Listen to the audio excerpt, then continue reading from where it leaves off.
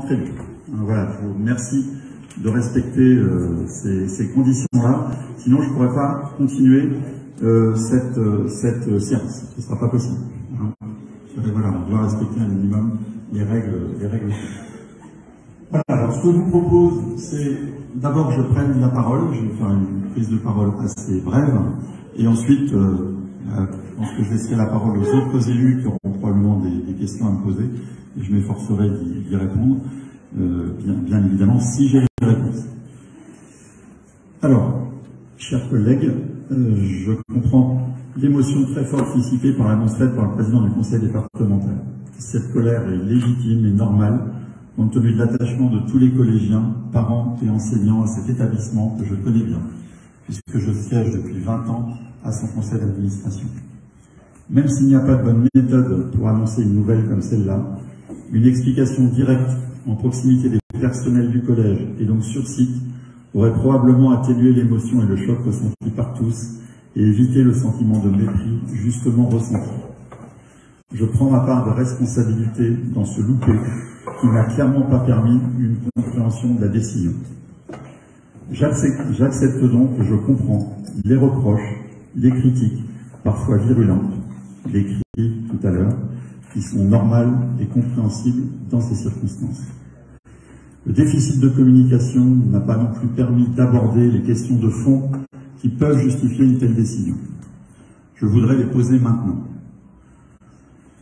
Première question. Dans une commune comme Vire-Normandie, peut-on avoir un collège à moins de 200 élèves, ce qui devrait être le cas à partir de 2025, soit à moins de 50% de sa capacité? Deuxième question.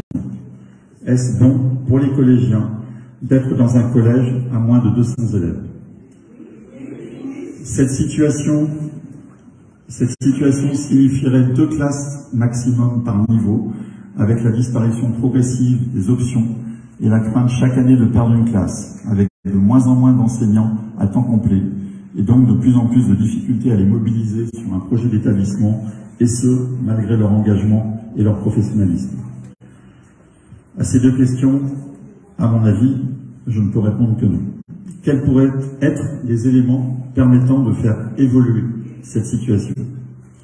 L'évolution démographique, d'abord. Ça a été évoqué tout à l'heure par Madame Le Verrier. C'est vrai que pour la première fois depuis 20 ans, les écoles de Vire ont accueilli 40 enfants en plus. C'est évidemment une très bonne nouvelle qu'il faudra confirmer dans la durée. Ce sont, je pense, véritablement les premiers résultats de la politique que nous avons menée depuis 8 ans maintenant, mais aussi celle de regroupement de sites scolaires rendant nos écoles publiques plus attractives. Cette embellie démographique peut-elle changer la donne si elle se poursuit, ce que je l'espère bien évidemment? Ce n'est malheureusement pas certain. En effet, 40 enfants en primaire sur 8 niveaux, c'est 5 enfants par niveau. Dans quelques années, au collège, ces 40 enfants se traduiront par 20 collégiens supplémentaires, puisqu'il y a 4 niveaux en collège. Donc une moyenne là aussi de 5 par niveau, de la 6e à la 3e. Et donc, probablement, on va dire, approximativement 2 par niveau pour le Val-de-Ville. Donc voilà, c'est mathématique, c'est approximatif bien sûr, mais globalement, les 40 enfants de cette année supplémentaire, c'est les 40 enfants supplémentaires de cette année, et j'espère qu'il y en aura beaucoup d'autres dans les années qui viennent, eh bien c'est en réalité dans quelques années 2 enfants par niveau au collège du Val-de-Ville. Même si notre... Non, parce que... Enfin bon, j'ai pas de débat avec la salle, je précise simplement, c'est que tous les 40 enfants ne sont pas en maternelle, ils se répartissent sur tous les 8 niveaux du primaire, hein, donc ils ne rentrent pas tous d'un coup en 6e, ce serait parfait, malheureusement c'est pas le cas. Même si notre projet politique est centré sur cet aspect, que notre action produit des résultats, et en produira encore plus, la marche est très haute pour permettre la réouverture des classes au Val-de-Ville.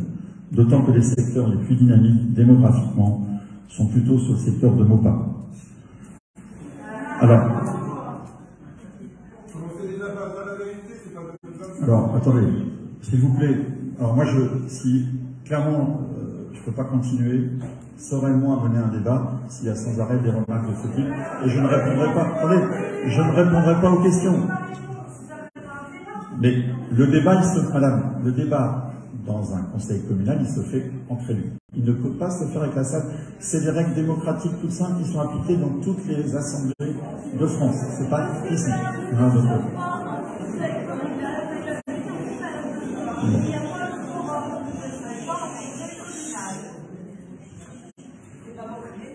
alors, moi, je veux bien vous donner des chiffres, si vous voulez, alors, qui sont des prévisions, bien sûr, voilà, et je vous les donnerai après.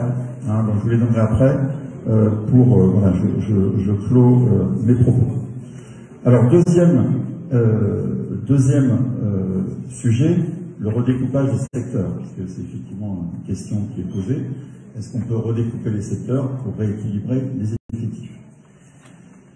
Alors, ce redécoupage, s'il avait lieu, se fait forcément par une restriction du secteur de recrutement, je dirais, de MOPA, pour affecter des élèves, des collégiens, sur le Val-de-Vie. Moi, je pose une question. Est-ce que les parents d'élèves et les enseignants de MOPA seraient d'accord pour ce redécoupage? C'est une question. C'est une question à poser. Je n'ai pas la réponse. Deuxième élément, le département pourra-t-il accepter un collège MOPA à 350 élèves? Ça a été évoqué par Madame Le Verrier tout à l'heure, on en pense ce qu'on veut, alors qu'il investit 12 millions d'euros d'argent public dans un collège d'excellence, très attractif,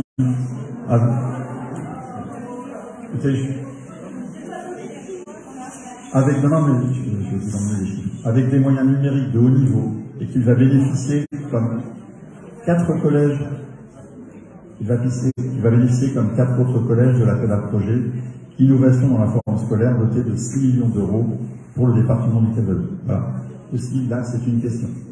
Est-ce qu'il est raisonnable, avec un investissement d'argent public à ce niveau, de revoir le découpage des secteurs?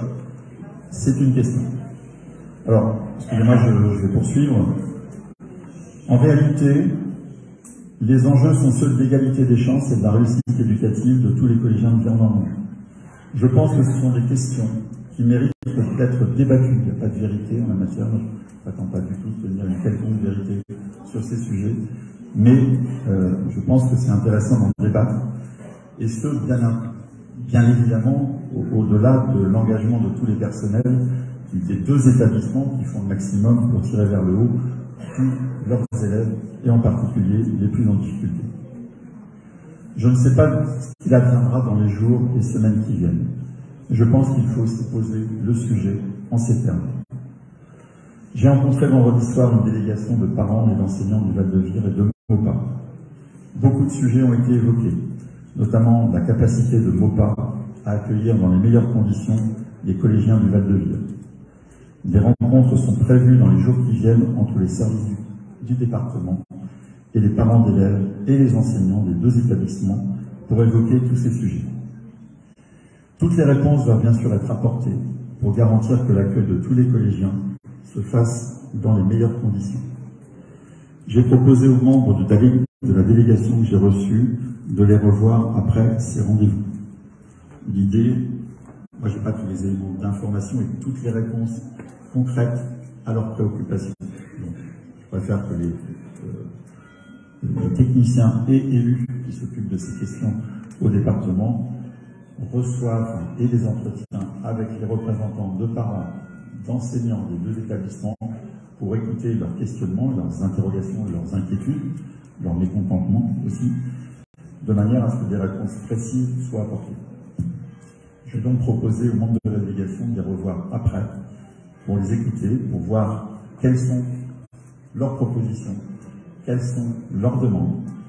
Et évidemment, je me ferai l'écho auprès du département de ces demandes et propositions.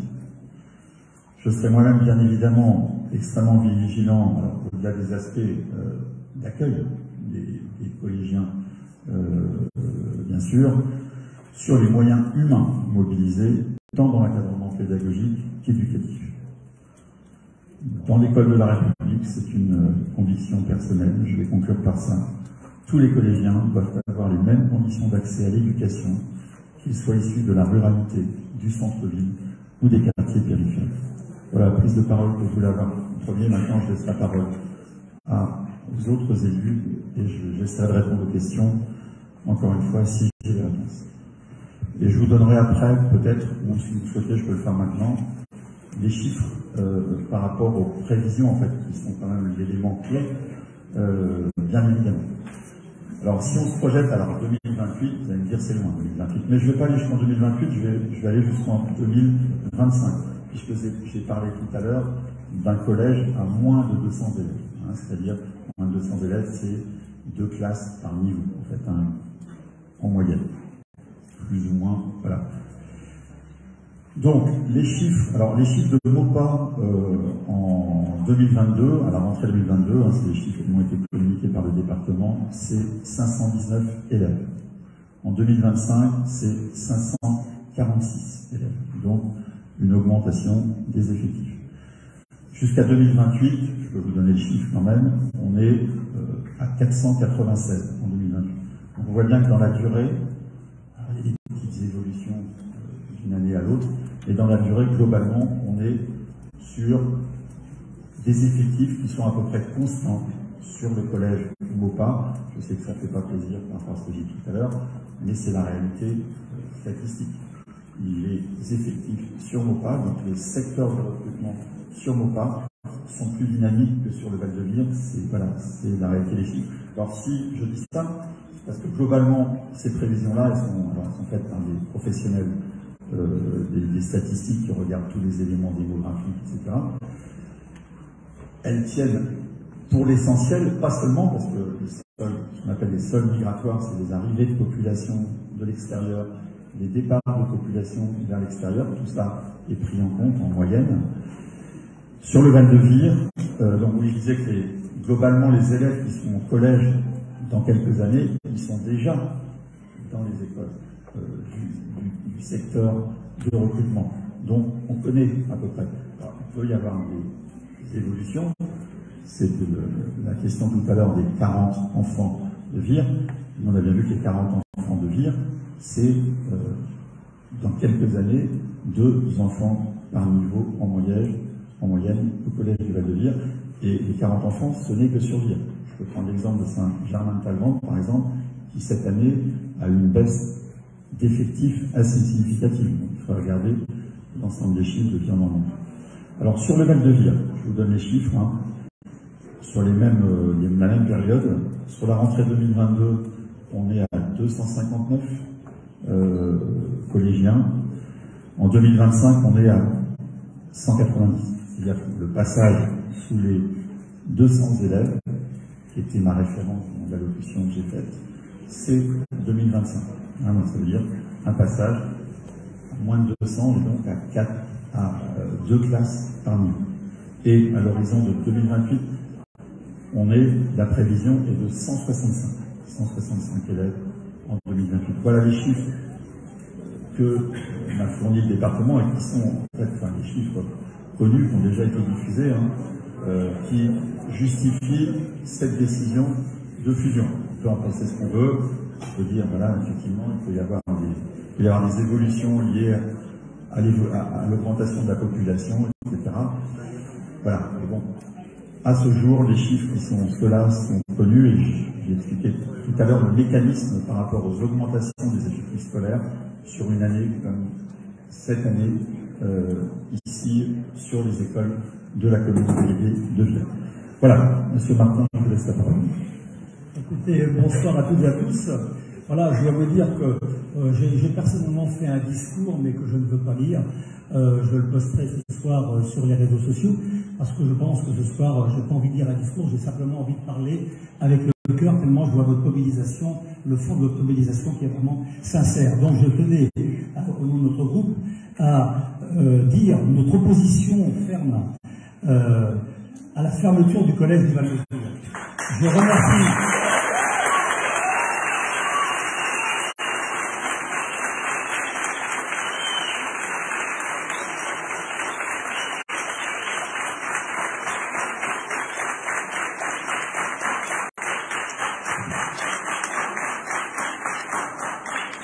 Je remercie bien évidemment tous les parents, les élèves, les enseignants, le personnel technique pour leur mobilisation spontanée. On le voit ce soir, vous êtes très nombreux.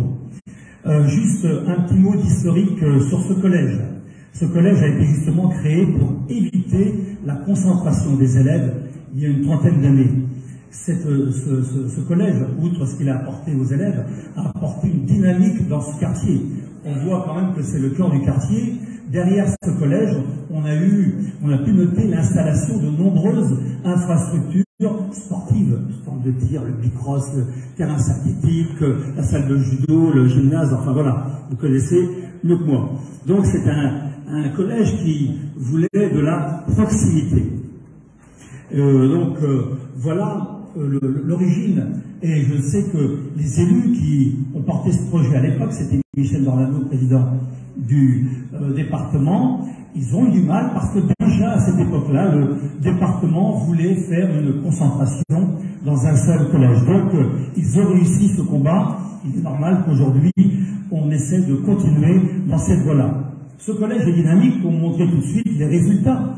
Monsieur Andreu, les résultats, je ne vais pas faire de comparaison, mais les résultats scolaires là sont extraordinaires, avec 77% de taux de mention, 94% de taux de réussite, et je ne veux pas faire de comparaison avec notre collège qui est un très bon collège, bien évidemment, mais voilà, les résultats sont là. Donc ce collège est dynamique, il est à taille humaine, et pour moi, il permet d'accompagner au mieux, notamment les enfants qui pourraient être en difficulté. Alors, quelques mots, monsieur Andreu, sur votre position, parce qu'il y a un an, vous nous disiez, et il y a un an, et c'est dommage, hein, parce qu'il y a un an, on s'affrontait pour les départementales, il est évident que le résultat ayant été très serré à l'époque, s'il y avait eu cette nouvelle, l'issue aurait probablement été différente. Mais je pense que tout cela a été savamment calculé. Ceci dit, revenons quand même au collège. Il y a un an, vous disiez, mais vraiment avec un aplomb formidable, pourquoi ce collège allait-il fermer? Il avait 250 élèves. Comment voulez-vous mettre 250 élèves dans 500? Ça fait 750. La question ne se pose pas. Pendant que je serai là, le collège ne fermera pas.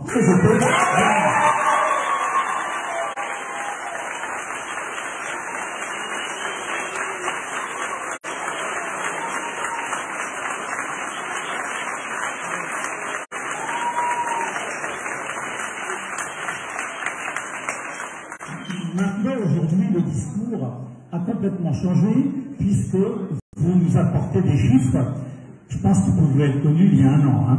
Et alors, vous nous dites maintenant qu'il y aura 160 élèves. Mais moi, j'ai écouté le président Jean-Léon Dupont, il nous annonce une baisse de moins 15% dans les années 2028. Alors, si aujourd'hui, on a 244 élèves, ou un peu plus, moins 15%, ça nous fait dans les années 2028, ça nous fait 214 et non pas 160. Donc, je pense que...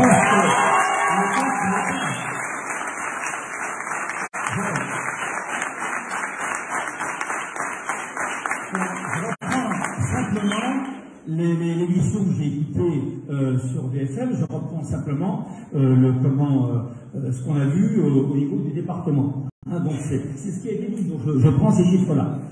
Ensuite, on note évidemment, et ça on a été vraiment choqués, c'est ce manque de concertation totale et cette communication brutale. On a appris ça en pleine figure, on se demandait si on écoutait bien ce qu'on entendait. Hein. C'est quand même assez impressionnant d'annonce, et encore une fois, une annonce savamment orchestrée, après la rentrée des classes, alors que c'était connu avant, juste une fois que les gens avaient la tête à reprendre le collège. Je trouve que, évidemment, il y a des éléments de langage politique, mais je pense qu'il y avait quand même, là, ici, un manque de transparence. Alors, de nouveau, je salue votre grande mobilité à toutes et à tous, qui est vraiment spontanée. Et je vais vous dire, je connais beaucoup d'élus qui ont participé au montage du projet, avec les parents d'élèves, au montage du projet du collège du Val-de-Vire. Permettez-moi de vous dire qu'ils en ont plus pour certains. Le mot et le mot qui revient, ils sont meurtris. On m'a dit, on est meurtris de voir ce qui passe. Donc, pour vous, pour les familles, pour les enfants, parce que et aussi pour ces anciens qui ont travaillé, hein, je pense que c'est une bonne chose de se battre pour eux. Oui, bien sûr.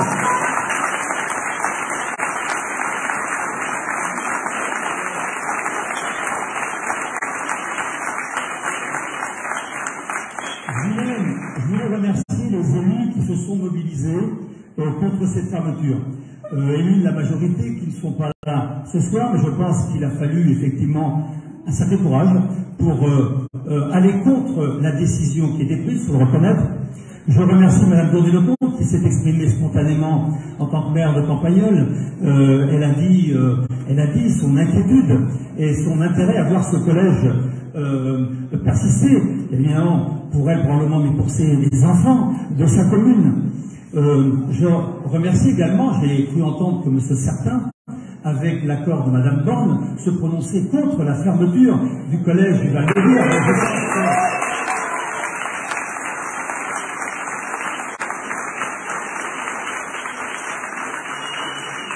Je pense que, sincèrement, tout le monde vous rejoint.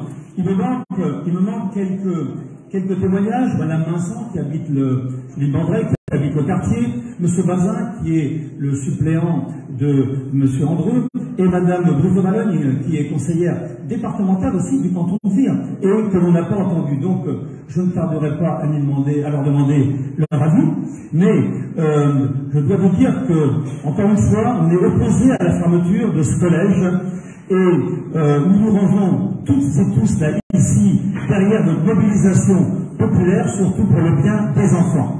Et je demande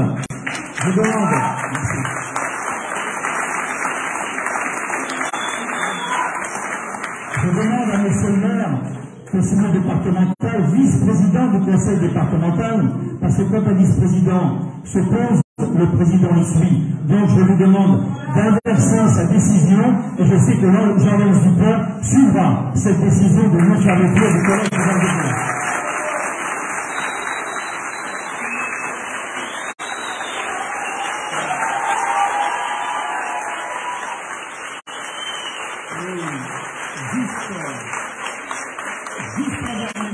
Juste un dernier mot, et je laisse la parole.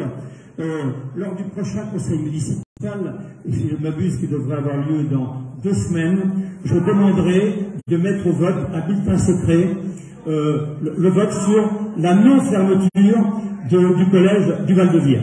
Voilà, je vous remercie.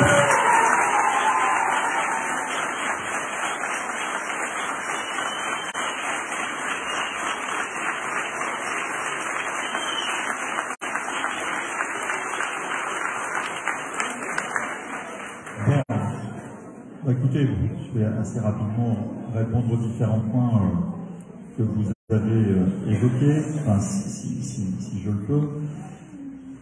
Alors, sur ce qui a été dit il y a, je crois que c'était en avril ou en mai 2021. En avril ou en mai, j'assume totalement les propos que j'ai tenus à l'époque, puisque à l'époque, le chantier de Maupas, c'était un collège à 600. Donc, effectivement, mathématiquement, cet établissement ne pouvait pas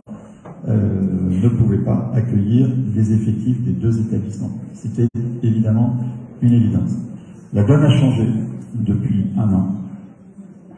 À preuve, c'est que le permis de construire qui va permettre la création des salles supplémentaires pouvant amener l'effectif global à 750 n'est pas encore déposé.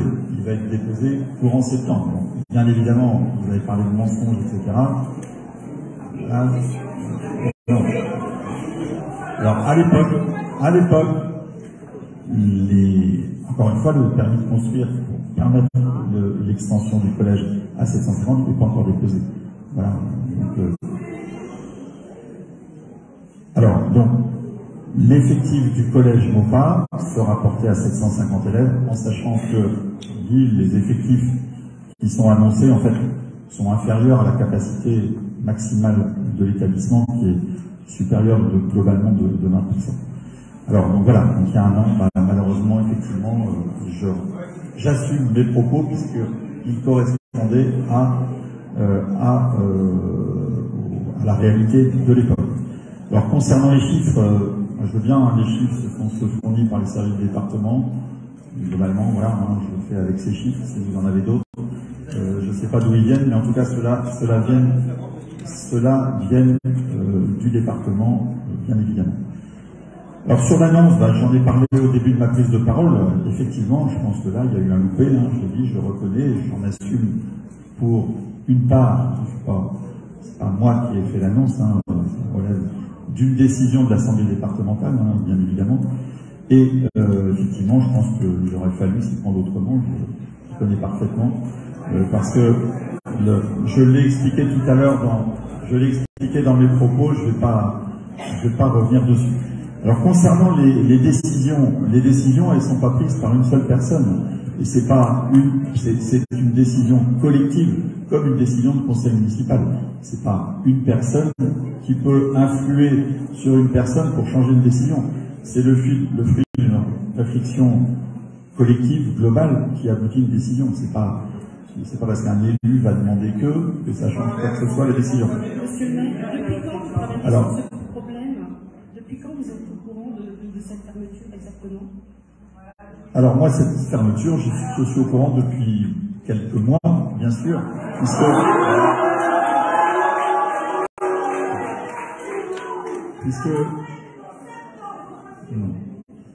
depuis quelques mois, bien sûr,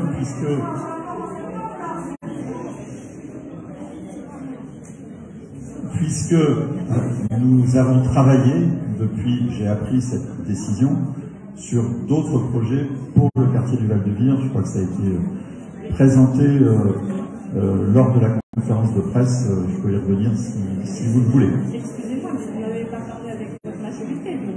Comment? Vous n'en avez pas parlé Alors, avec votre majorité. si vous voulez, je redis que la décision de fusion des deux collèges relève de l'Assemblée départementale.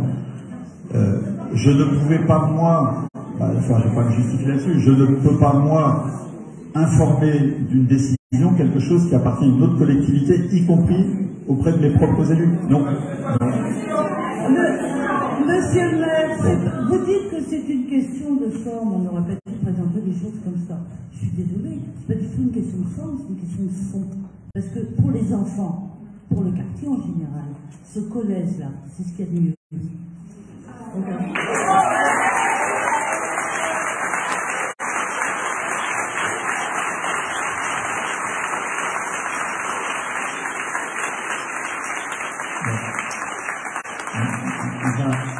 Il va être évidemment difficile pour moi j'ai donné quelques arguments tout à l'heure, mais bon, ils ne sont pas forcément entendus et je peux le comprendre dans les circonstances actuelles.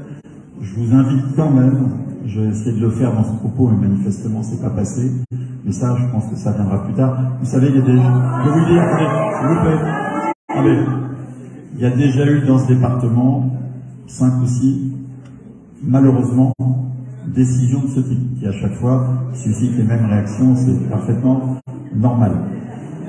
Alors, je crois que malheureusement, quand ce type de décision est nécessaire, voilà, et ensuite il faut regarder sur le moyen et le long terme ce que ça donne. Donc, voilà, je pense qu'effectivement, actuellement... Alors, moi j'ai parlé tout à l'heure, voilà, c'est une conviction qu'on ne peut pas partager, mais là-dessus, il n'y a pas... En fait, il y a débat entre... Les Matignon, on n'a rien à voir là-dedans, c'est une décision d'une assemblée délibérante. C'est une assemblée délibérante qui est le département. Aucune autre collectivité et l'État ne peut pas s'immiscer dans c'est comme si au conseil municipal, l'État nous disait de ne pas prendre telle ou telle délibération, et ça ne fonctionne pas comme ça. Donc, si les conseillers sont élus, c'est quand même pour aller défendre leur territoire. Alors, oui. Alors après, bon, moi je l'assume, c'est ce que j'ai essayé de vous expliquer, mais ça va forcément pas vous faire plaisir. Moi, si vous voulez, mais ça on ne pourra le vérifier que dans quelques années, moi je pense que c'est important pour vivre, voilà, mais c'est des arbitrages entre la proximité et effectivement que procure le collège du Val-de-Vire, et ça c'est une évidence, et la place qu'il a dans le quartier, ça c'est une évidence aussi. Mais à un moment donné, on peut aussi se dire, compte tenu de l'évolution des effectifs du collège, c'est les questions que je vais poser, je ne vais pas y revenir. Voilà, on peut se dire aussi qu'on a plutôt intérêt dans la durée à avoir un établissement fort sur une ville comme la nôtre. Encore une fois, c'est un point de vue, on pourrait débattre de cela.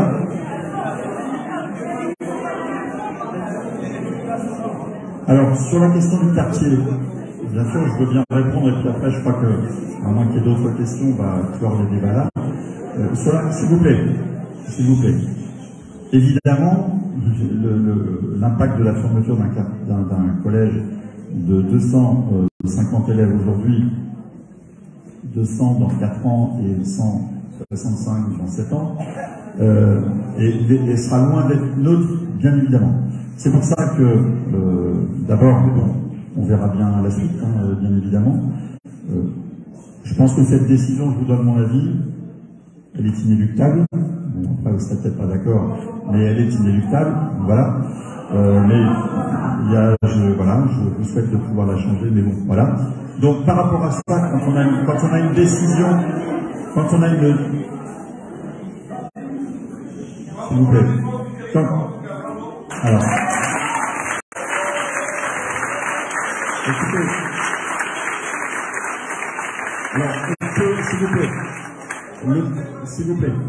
s'il vous plaît, le territoire, c'est globalement le bocage gerrois, c'est Vire-Normandie. Ma conviction, vous n'êtes pas obligé de la partager, que ce territoire-là, il a plutôt intérêt, à partir du moment où il y a des dynamiques, voilà, qui sont ce qu'elles sont au Val-de-Vire, il a plutôt intérêt à avoir un collège plus important, mieux équipé, avec plus de matériel, voilà. C'est ma conviction. Vous n'êtes pas obligé de la partager. S'il vous plaît, vous n'êtes pas obligé de la partager, il n'y a aucun problème, mais s'il vous plaît, mais c'est compliqué. Vous êtes un élu, combien de fois? Mais, alors. Vous avez dit, j'ai été élu par le peuple, avec tel pourcentage. Le peuple vous dit, on ne veut pas, qu'est-ce que vous faites? Alors. Vous écoutez, vous n'écoutez pas. Alors moi, si vous voulez.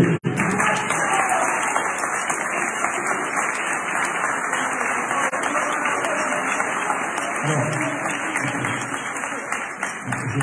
je vais répéter, et je ne sais pas ce qui va se passer dans les jours qui viennent, hein, et je souhaite, je vais réaffirmer ce que sont mes convictions que personne ne partage ici, et c'est parfaitement logique, ça ne me choque pas.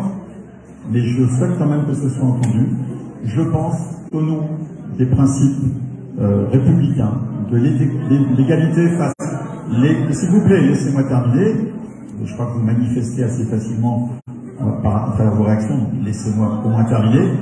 Je considère que par rapport à ce qu'est l'égalité républicaine pour moi, par rapport à ce qu'est la chance qui doit être donnée à tout enfant sur le territoire de Vire-Normandie, il est de l'intérêt, à mon avis, et là quand je dis vous ne défendez pas votre territoire, moi c'est pas mon avis. Moi je pense que je défends mon territoire en promouvant un collège qui sera doté de moyens plus importants, plus attractifs pour le territoire. Donc voilà, c'est ma conviction. C'est ma conviction, elle n'est pas partagée, mais je le dis parce que je le dis parce que je le pense, et encore une fois, on n'est pas obligé d'être d'accord. Voilà.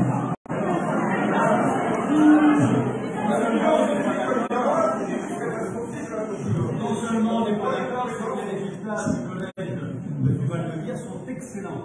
Deuxièmement,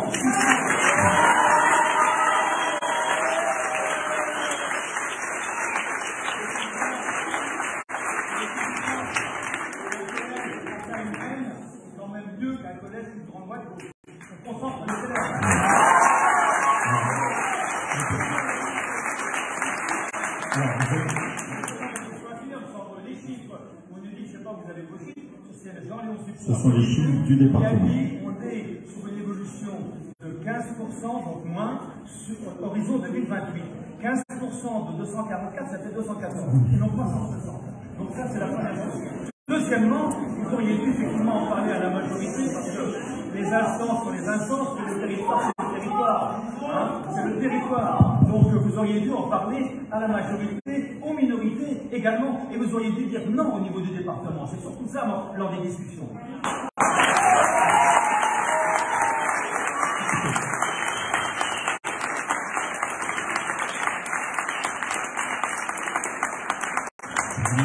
On a déjà répondu à ces questions-là, je ne vais pas revenir là-dessus.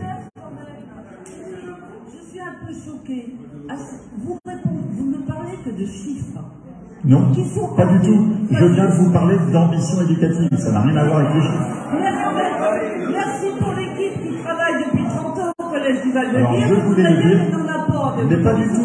Absolument pas. Madame Le Verrier, laissez-moi répondre sur cette question, elle est cruciale. S'il vous plaît. Je ne vous pose pas de questions. Alors, je veux quand même... Je vous rassure, je vous affirme les choses. Oui, bah bien sûr. Alors moi, je vais vous affirmer autre chose que j'ai eu l'occasion de dire aussi à la délégation de parents et d'enseignants que j'ai vu vendredi soir. Je suis pas choqué, c'est peut-être un peu excessif, mais je trouve qu'il n'est pas sain de dire on s'occupe mieux dans un petit collège des collégiens que dans un plus grand collège. Pour moi, s'il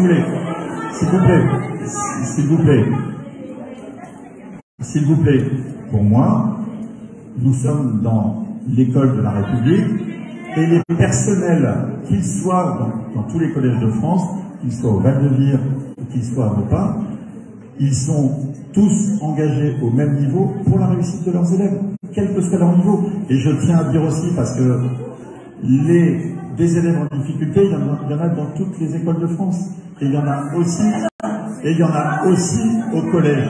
Il y en a aussi au collège Maupas. Et ces collégiens-là sont bien pris en charge par les équipes du collège Maupas, comme on vient de le dire.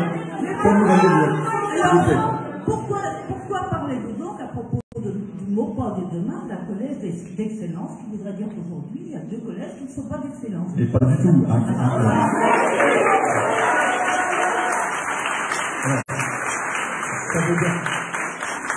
Ça veut dire quoi? Il y a 12 millions d'euros d'investis dans un collège. Il faut bien que ça serve à rien.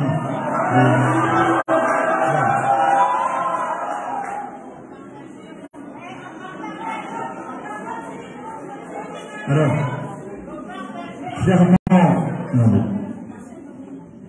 clairement, les moyens mis en œuvre, que ce soit matériel, sur les locaux, sur le numérique, bien évidemment, ils seront plus importants dans un collège où on a investi 12 millions d'euros. Voilà, c'est évident.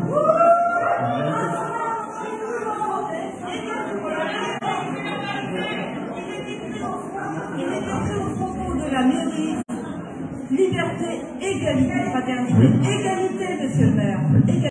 Ah oui, alors, on estime normal qu'on a mis 12 millions là, et les autres, ça passeront.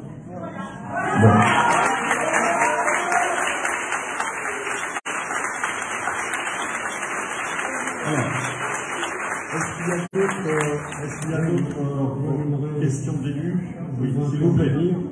Et reposer une question un petit peu différemment. Je parlais de la démographie. Effectivement, la démographie, c'est un problème qui se pose depuis des années. On devait s'y atteler en 2014. Malheureusement, rien n'a été fait, à part, tout l'effort apporté sur l'architecture de la reconstruction et le centre-ville. On sait très bien que c'est pas dans le centre-ville qu'on va faire venir beaucoup de familles avec des enfants.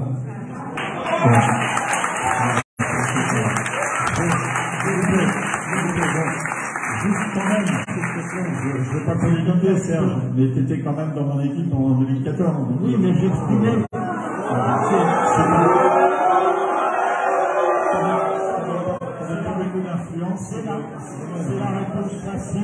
C'est la réponse facile. Effectivement, tu as l'air d'oublier tous les avertissements que j'ai donnés. J'étais en charge de l'urbanisme. J'ai demandé qu'on dégage des terrains pour faire du lotissement, parce que les familles, c'est 80% des Français qui veulent vivre dans un logement individuel avec un jardin. Voilà, c'est une réalité. Aujourd'hui, on a milliers de salariés qui viennent travailler sur Vire, qui font des dizaines de kilomètres tous les jours et qui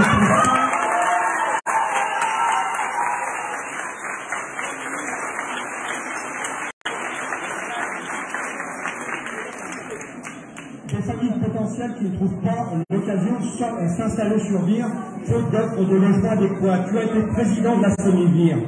Comment peux-tu justifier l'état des logements, du parc de logements de la Semi-Vire?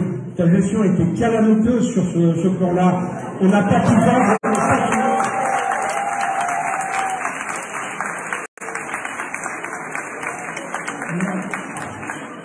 On n'a pas pu vendre les pavillons de la Semi-Vire parce que leur bilan énergétique était catastrophique et que l'État ne t'autorisait pas, puisque tu étais PDG de la Semi-Vire, l'État ne t'autorisait pas à les vendre.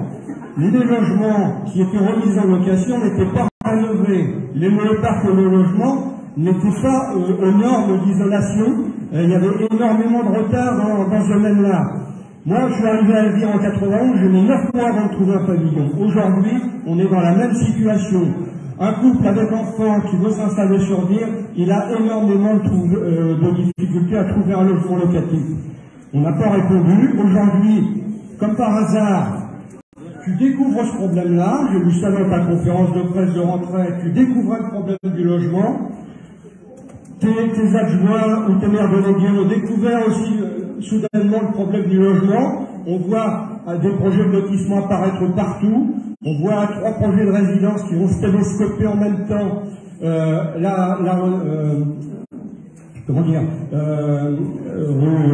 Près de la sous-préfecture, là. J'ai perdu le nom. Bleu et Saint-Louis. Ça apparaît au plus mauvais moment, malheureusement, parce que le coût de construction des logements explose, les taux d'intérêt vont remonter, les banques sont de plus en plus exigeantes, et les familles ont de plus en plus mal à s'engager parce que l'avenir est incertain. Voilà, donc malheureusement, on est à contre-temps.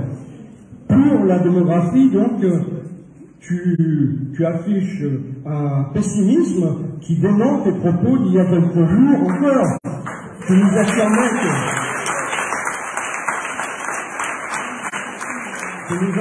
contraire. Tu nous affirmais 31. Tout à l'heure, tu as parlé de 40 enfants supplémentaires scolarisés dans le primaire, enfin dans le premier cycle. Bon, après, ce jour de la rentrée, tu parlais de 31. Mais je lis aussi que dans le privé, il y avait 40 enfants de moins. Donc, on n'est pas dans la croissance démographique. On a rendu nos écoles plus attractives en faisant des regroupements.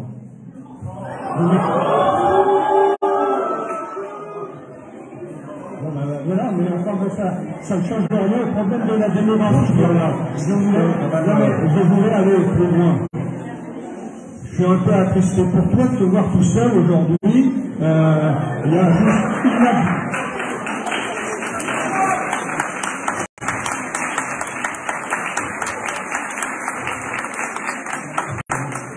juste une adjointe de ton équipe municipale qui est présente, ou qui était présente, je ne sais pas si elle est toujours là. On a découvert une fronde assez étonnante. 18 élus de ta majorité qui demandent ta démission. C'est quand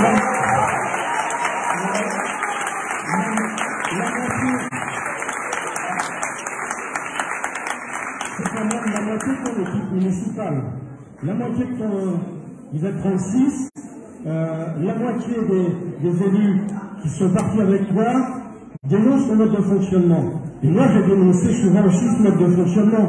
C'est la raison de notre séparation. Je le fais en tête-à-tête ou en réunion de municipalité. Mais tu n'as jamais voulu écouter. Tu considères que tu as raison et ton mode de fonctionnement, malheureusement, c'est un mode de fonctionnement isolé. Là, tu as quand même, malheureusement, quelques policiers qui t'ont trahi doublement, parce qu'ils étaient au courant du projet de réaffectation des locaux du collège du Val-de-Vire, puisqu'ils y travaillent depuis des mois pour certains ou certaines. des semaines pour les plus récents.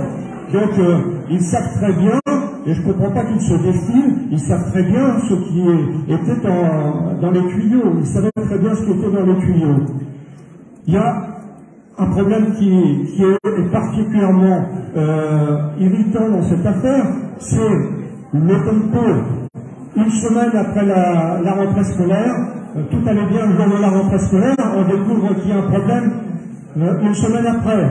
Et alors, tu as l'air de découvrir le problème, mais tu as travaillé en commission, en bureau au sein du conseil départemental, tu ne peux pas ignorer que le projet d'extension de NOPA était dans les tuyaux.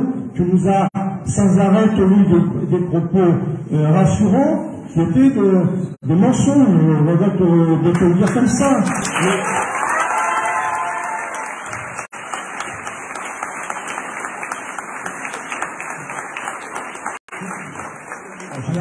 Non, mais attends, on est dans un monologue, là, on pourrait peut-être pas mal. Non, mais je suis pas dans un monologue, je t'ai écouté ça. Tu as écouté parler, tout d'un coup, tu as envie de te déminer. Voilà. Donc, je regrette, mais le collège, pour le rôle impactif, on peut lui donner des spécificités pour attirer des publics différents, pour lui donner de l'attractivité. On peut imaginer, par exemple, un collège bilingue. Apprendre l'apprentissage de l'anglais de la 6e dans ce collège, pour que les enfants qui sont issus de milieux populaires dans ce collège, dans cet établissement, aient des chances supplémentaires pour leur avenir. Il y avait une section de jeunes sapeurs-pompiers qui fonctionnait très bien, elle était sacrifiée. Pourquoi? Donc on peut imaginer d'autres façons de faire fonctionner ce collège en lui donnant quelques typicités qui vont attirer d'autres élèves, d'autres quartiers peut-être.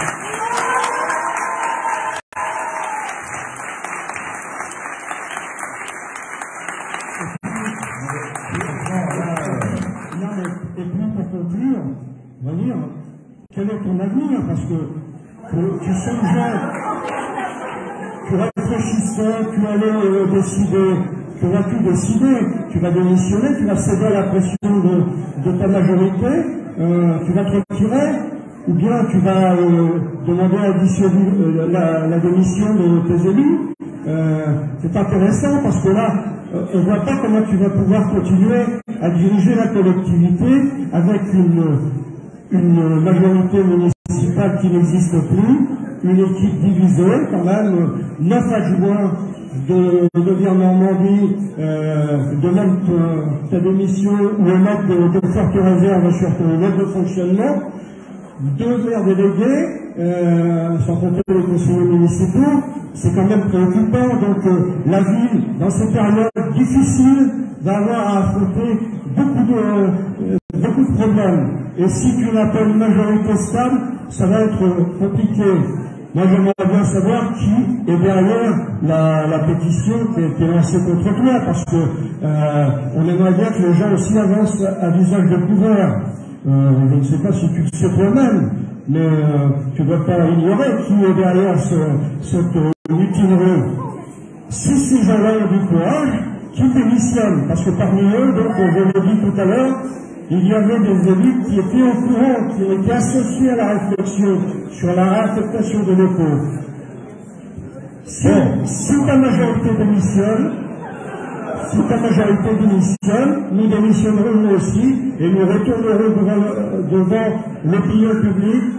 Il faudra réorganiser des élections municipales. Les élections municipales, la dernière fois, ont été volées dans un contexte difficile, celui du confinement, du Covid, sans possibilité de faire véritablement une campagne municipale, de présenter un projet, contre un projet, de débattre. On a été volé de les Virois ont été volés de cette élection. Cette élection, elle a été remportée par toi, certes, tu ne manques jamais de le dire, mais elle a été remportée avec une très faible proportion de la population, une très faible part des électeurs. Aujourd'hui, les élus de la majorité devant voir les commissionnaires et on retourne devant les électeurs. selon mon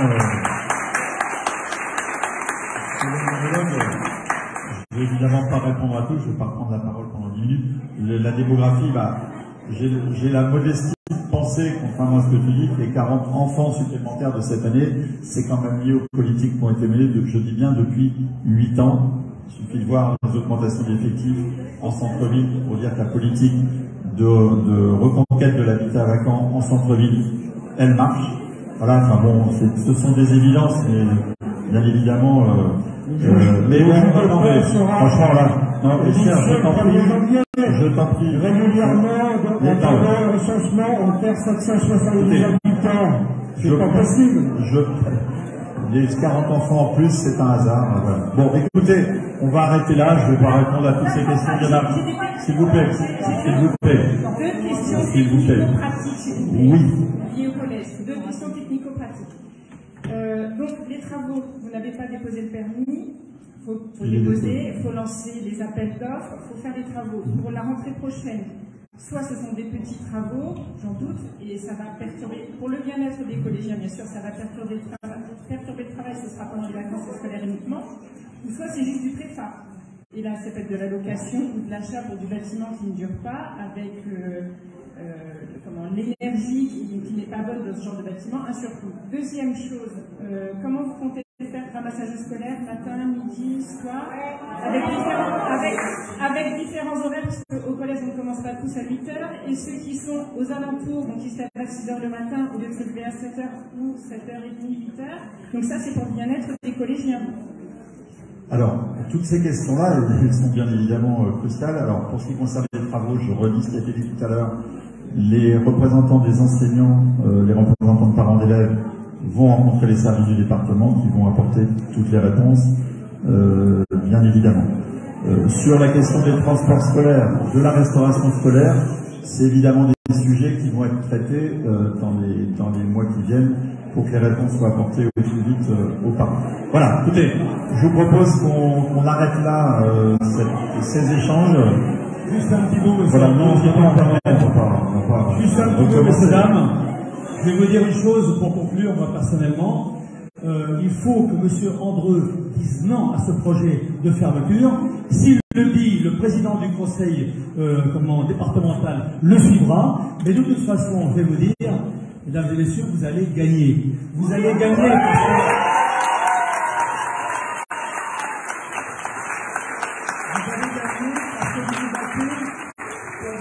que pour l'avenir de vos enfants, et vous vous battez avec sincérité. Et je peux vous dire que vous pouvez compter sur nous, nous sommes derrière vous dans ce combat.